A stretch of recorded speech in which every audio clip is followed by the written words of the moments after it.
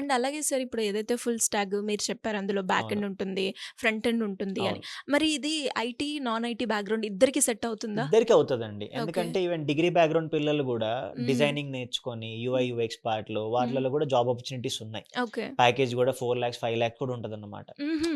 అంటే వాడి క్రియేటివిటీ అండి. మనం హ్మ్. ఎలా రెడీ అవుతాం మనం చూస్తాం గదా! సేమ్ అలానే నువ్వు ఒక అప్లికేషన్ ఎలా డిజైన్ చేస్తావు. హ్మ్. సింపుల్ ఎగ్జాంపుల్ మీకు హాట్‌స్టార్ ఒకలా ఉంటది. నెట్‌ఫ్లిక్స్ ఒకలా ఉంటది. అవును. డిఫరెన్స్ యూఐలో ఉంటది గదా! యెస్. అంటే అలా డిఫరెన్షియేషన్ చేయగలిగే క్రియేటివిటీ ఉంటే హ్మ్. ఫ్రంట్ ఎండ్ డెవలప్‌మెంట్‌కి లేదా హ్మ్. రియాక్ట్ డెవలపర్ గాని, యూఐ డెవలపర్ గాని, యూఐ డిజైనర్ గాని అలాంటి రోల్స్ ఉన్నాయన్నమాట. హుహు. అన్ని రోల్స్ ఉన్నాయి కాబట్టే మనం ఫుల్ స్టాక్ ట్రైనింగ్ ఇస్తాం. వాళ్ళకి దాని తగ్గట్టు జాబ్స్‌కి అప్లై చేపిస్తాం మనం. హ్మ్. ఇప్పుడు వాడి ఇంట్రెస్ట్ ఉంటది.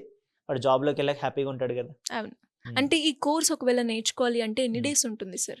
ఫుల్ స్టాక్ మనం 100 డేస్ ట్రైనింగ్ ఇస్తామండి. హ్మ్. డైలీ 4 ½ అవర్స్ క్లాసెస్ ఉంటాయి. 2 ఓకే. Hours practice session. హ్మ్. హ్మ్. ప్రాక్టీస్ సెషన్ ఎందుకంటే వాడు ఫ్రంట్ ఎండ్ నేర్చుకున్నా, బ్యాక్ ఎండ్ లాజిక్ నేర్చుకున్నా హ్మ్. ప్రాక్టీస్ చేయాలి గదా! అవును.